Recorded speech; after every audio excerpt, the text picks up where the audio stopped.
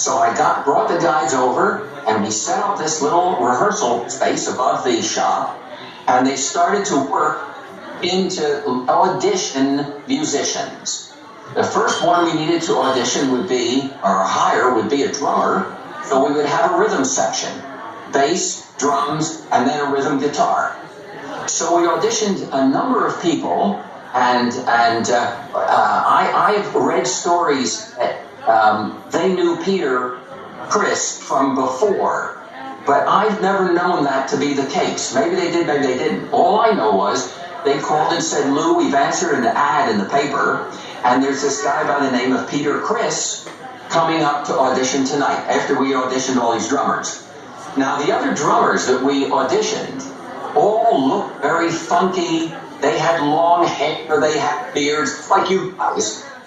Long hair and beards, and they looked like musicians, and they bring their drums up, and the drums were very worn and scratched, and you could tell that they had been used a lot, but they weren't right for the group.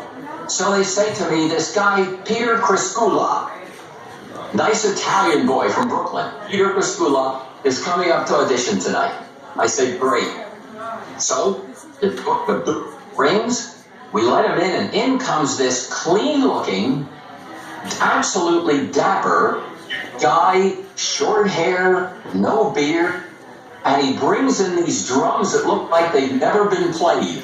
Sparkling clean, brand new, all the drum heads are all clean, not a mark on them. And I'm saying to myself, oy vey, this guy's from a bar mitzvah band.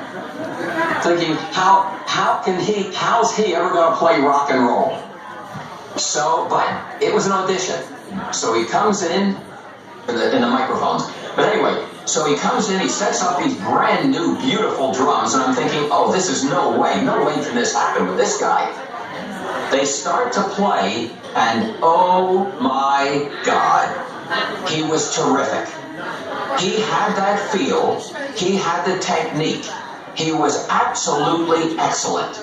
I thought to myself, this is the guy. I've never dreamed of looking at him, but this is the guy. So he finishes the audition and packs up, and they say, we'll let you know, thank you. And he says to me, Lew, can I give you a lift uptown? I said, Peter, that would be wonderful. Where do you live? He says, I live in Queens. I'm going over the 59th Street Bridge. I'll give you a lift up to your apartment. I said, wonderful. So I help him bring his drums down to his little car. I think it was a little Chevy Vega, something like that, a little 70 or 69 Vega, I forget it. I seem to remember it. And we pack the drums up, and I get in, he starts to drive, and all of a sudden this expression on his face, I thought he was going to break into tears. I said, Peter, what's going on? He says, Lew, I have to tell you something. This is my last chance. I'm married, I've made a commitment to my wife, we're going to have some children. I've been working in these bands, these little bar bands for years now. I haven't gotten anywhere. I have to be honest with you. This is it. If I don't get hired in this band, or if the band doesn't make it, I've made a commitment to my family to give up music, sell my drums, and get a regular job. And he was practically in tears. I said something I should never have said to him as a manager. Not as a member of the band, but as a manager, I should never have said, Peter, don't worry about a thing.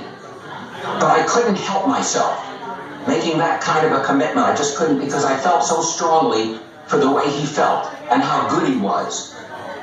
So he dropped me off, and I said to myself, well, I'm home now. It's going to take Gene and Paul another 20 minutes to get home to their places in Queens. So I'll call them as soon as they get home. I waited about 20 minutes, and I called. It was either Gene or Paul. And I said, what did you think of Peter? And they said to me, he was excellent. We liked him very much. I said, I just want to give you my opinion as your manager, as a person listening to the three of you. I really believe he's the guy. I hope you'll hire him. Well, that was the end of the conversation. 2 or 3 days later, he was hired. And I was thrilled to see the three of them together.